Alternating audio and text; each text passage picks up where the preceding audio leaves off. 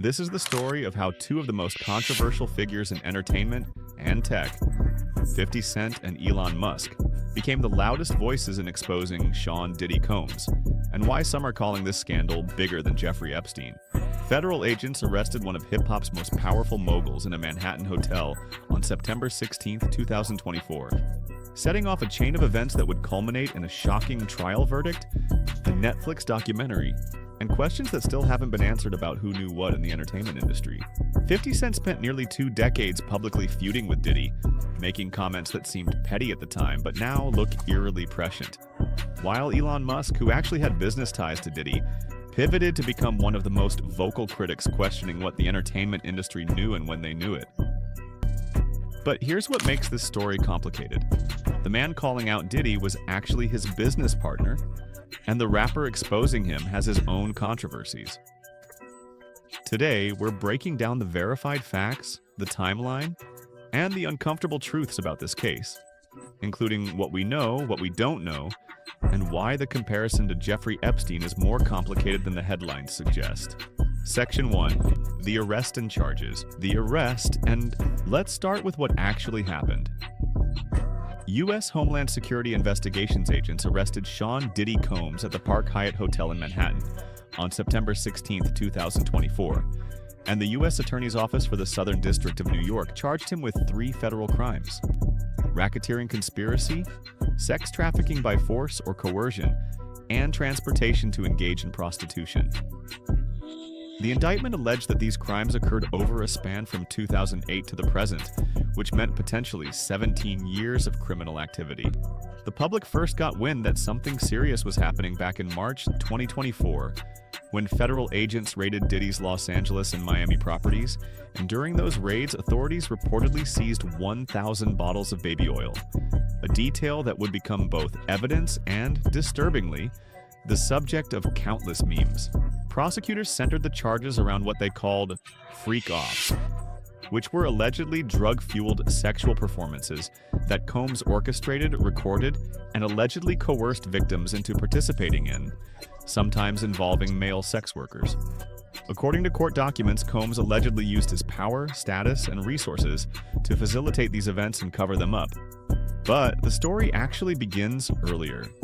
November 2023 brought a civil lawsuit from Cassie Ventura, Combs' former girlfriend, and a singer signed to his label, alleging rape, abuse, and sex trafficking, and that lawsuit was settled within 24 hours for an undisclosed amount, though $20 million was widely reported. The quick settlement seemed like it might make the story go away, but that turned out to be just the beginning. CNN published hotel surveillance footage from 2016 and May 2024, showing Combs physically assaulting Ventura in a hotel hallway, and the video was brutal and undeniable. By that point, federal investigators had already been building their case, and over 50 witnesses had been interviewed by authorities. Section 2. The trial and verdict.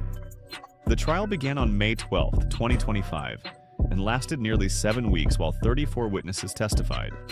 A jury of 8 men and 4 women heard the evidence, then deliberated for 13 hours across 3 days before delivering their verdict on July 2, 2025. Here's what shocked people.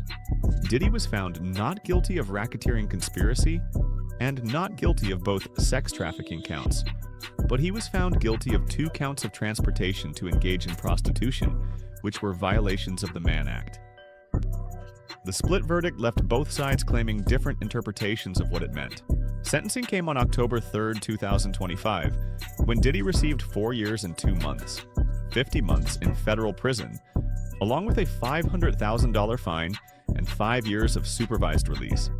He's currently serving that sentence at Fort Dix Federal Correctional Institution in New Jersey, and according to his spokesperson, when Diddy returned to the Metropolitan Detention Center after the verdict, he received a standing ovation from other inmates.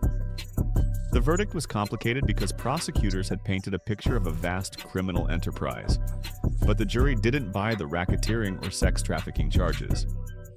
They did convict him of facilitating prostitution across state lines, which was enough for a significant prison sentence, but not the decades behind bars that many expected.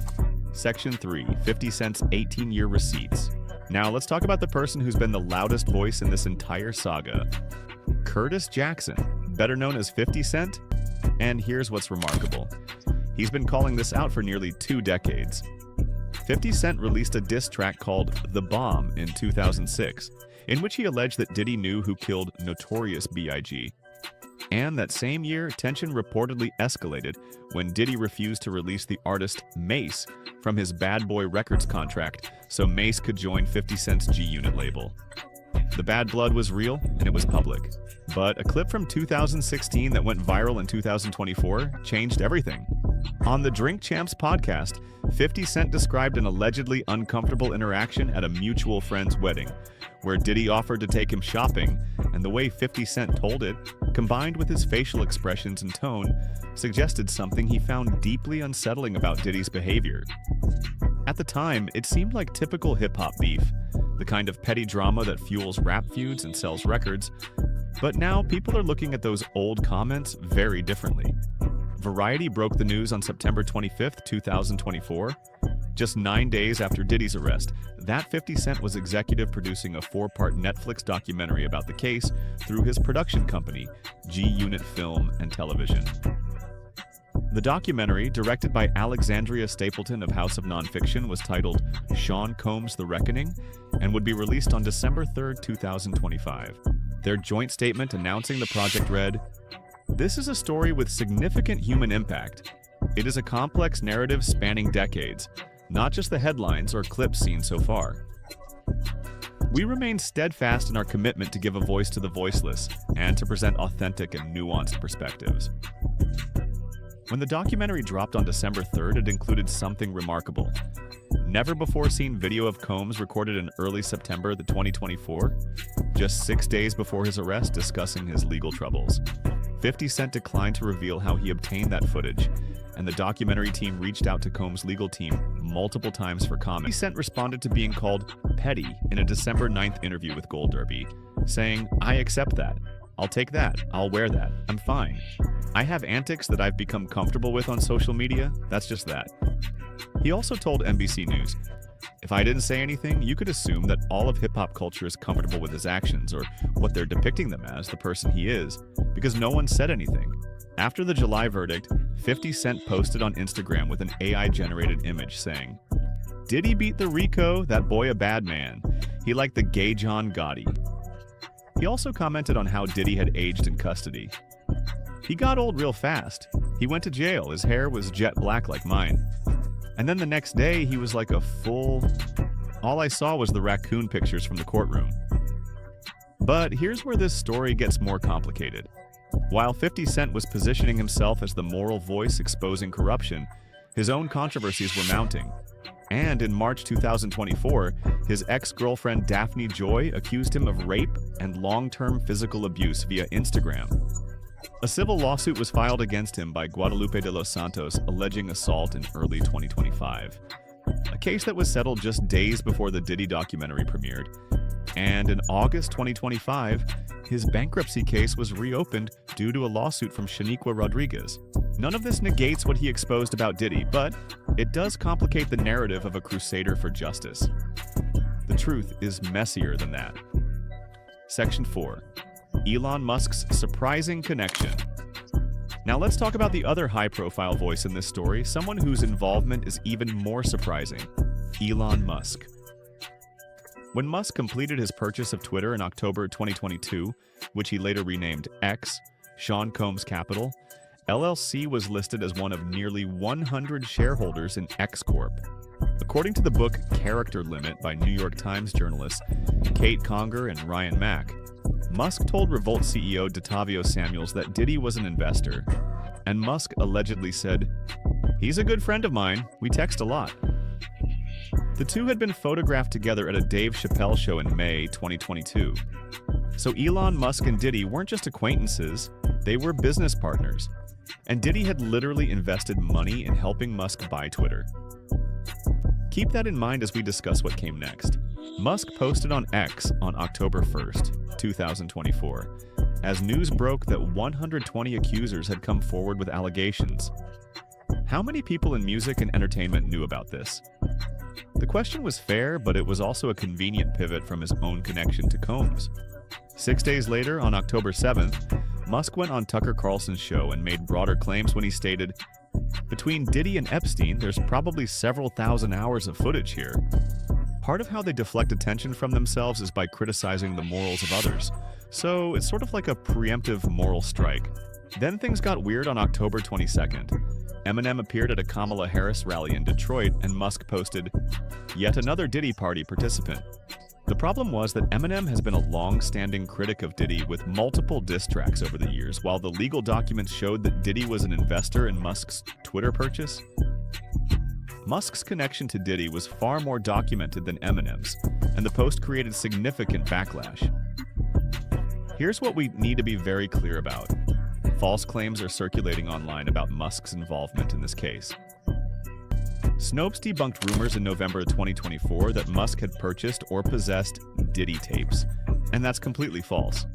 PolitiFact rated as false or satire in December 2024 the claims that Musk announced a January 20th, 2025 release date for Diddy and Epstein client lists because that never happened. Musk's actual role in this story is as a commentator with a massive platform who was also, ironically, a business partner of the person he was criticizing. Whether you see that as hypocrisy or as someone recognizing a mistake and trying to correct course probably depends on your view of Musk in general. Section 5. The Epstein Comparison. So let's address the elephant in the room. Is the Diddy case actually bigger than Epstein, as the title of this video suggests? Jeffrey Epstein was first indicted in 2006 and took a controversial plea deal in 2008 that gave him a lenient sentence. Then in 2019, he was arrested again on federal charges. He died by suicide in prison on August 10, 2019, before facing trial. And in January 2024, court documents were unsealed, revealing approximately 150 associates. Congress passed the Epstein Files Transparency Act on November 18, 2025, with a 427-1 vote in the House and unanimous approval in the Senate. President Trump signed the act the next day, requiring the Department of Justice to release files within 30 days, and on December 19, 2025, the DOJ released files, though they were described as incomplete with heavy redactions. Here's the thing. There is no verified direct connection between Diddy's case and Epstein's criminal enterprises. The comparison appears to be based on three things.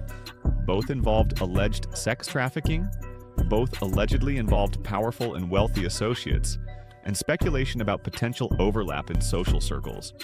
Chris Cuomo's podcast discussed in October 2024 how Diddy's case could be bigger than Epstein or Weinstein, but that was analytical commentary about potential cultural impact, not verified fact. So is the Diddy case bigger than Epstein? Let's look at what we know. Diddy received 50 months in terms of sentencing, while Epstein died before trial. Diddy was convicted on 2 counts in terms of charges proven in court, while Epstein died with charges pending. Epstein's network appears more extensive based on released documents in terms of scope. Both cases generated massive media attention in terms of cultural impact. The answer is that it depends on what metric you're using, and right now, we simply don't have enough information to make that comparison definitively. What we do know is that over 120 accusers came forward in Diddy's case as of October 2024. Prosecutors suggested more victims might come forward. The full scope remains unknown. Section 6. The silence of the industry. One of the most striking aspects of this entire saga is who didn't speak up. As 50 Cent pointed out, the silence from the entertainment industry was deafening, and most celebrities said nothing. The supporters who remained vocal, Makey, Boozy Badazz, Ray J, Stevie J, were few. The No Diddy phrase began trending on TikTok and Instagram as a way for people to avoid homosexuality accusations when saying something that could be taken the wrong way. And Roblox games were created referencing baby oil and surviving Diddy parties.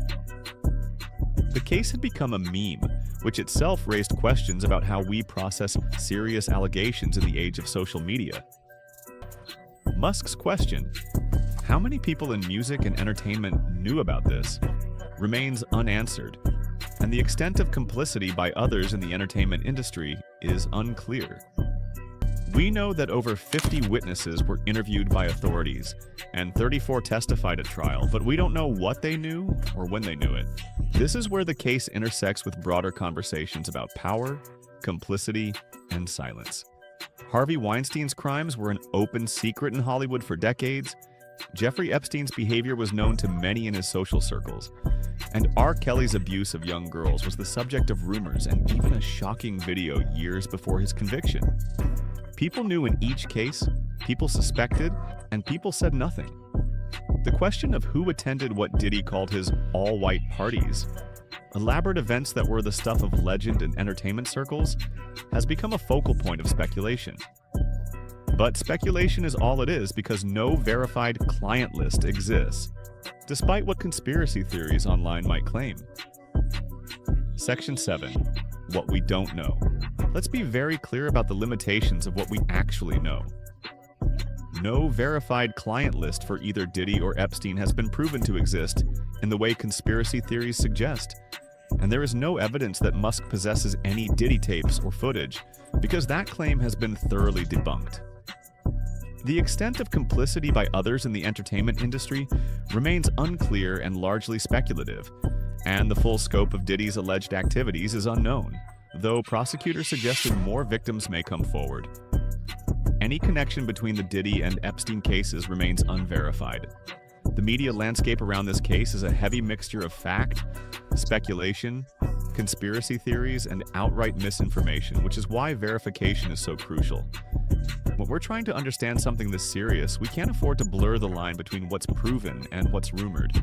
The contents of the unreleased Epstein files also remain largely unknown, despite the December release, and the heavy redactions mean that many of the questions people have about Epstein's network remain unanswered, which only fuels more speculation and conspiracy theories. Conclusion. So what's the real story here? Sean Diddy Combs was arrested on September 16, 2024, tried in a 7-week trial, and convicted on 2 counts of transportation to engage in prostitution, then sentenced to 50 months in federal prison, where he's currently serving that sentence. Those are the facts. 50 Cent, who had been publicly feuding with Diddy for 18 years, produced a Netflix documentary that gave voice to accusers and raised uncomfortable questions about industry complicity. And he's been called petty, self-hating, and a hypocrite. But he also did something that almost no one else in hip-hop was willing to do, which was speak up. And whether his motivations were pure or mixed with personal vendettas doesn't change the fact that the documentary exists and that it sparked conversation. Elon Musk, who was actually a business partner with Diddy through the Twitter purchase, pivoted to become one of the most vocal critics asking questions about who knew what. His involvement is complicated by his own connection to Combs and by false claims about possessing evidence that he doesn't actually have. Is this case bigger than Epstein? Over 120 accusers came forward as of October 2024 in some ways, and the cultural impact within hip-hop and entertainment has been seismic. Epstein's network appeared more extensive in other ways, involved more powerful global figures, and the scope of his crimes may have been broader. The comparison is useful for understanding the scale and seriousness of what's alleged, but it's also imperfect and based more on speculation than verified connections. What we're left with are questions. How many people knew? Why didn't anyone speak up sooner? What systems enabled this behavior for potentially 17 years? And what does it say about our industry, our culture, and our willingness to look the other way when confronting power? The trial is over, Diddy is in prison, and the Netflix documentary has been watched by millions. But the reckoning, the real one, the one that involves accountability for everyone who was complicit, that's only just beginning. The truth is complicated, the facts are disturbing, and the questions we're left with matter far more than any clickbait headline. This isn't just about Diddy or 50 Cent or Elon Musk, because it's about what we allow, what we excuse, and what we're finally willing to confront. Thanks for watching. If you want to support this channel, hit that subscribe button. And if you have thoughts on this case, on the verdict, on the documentary, on the comparisons to Epstein, leave them in the comments. This is a conversation worth having, even when it's uncomfortable, especially when it's uncomfortable.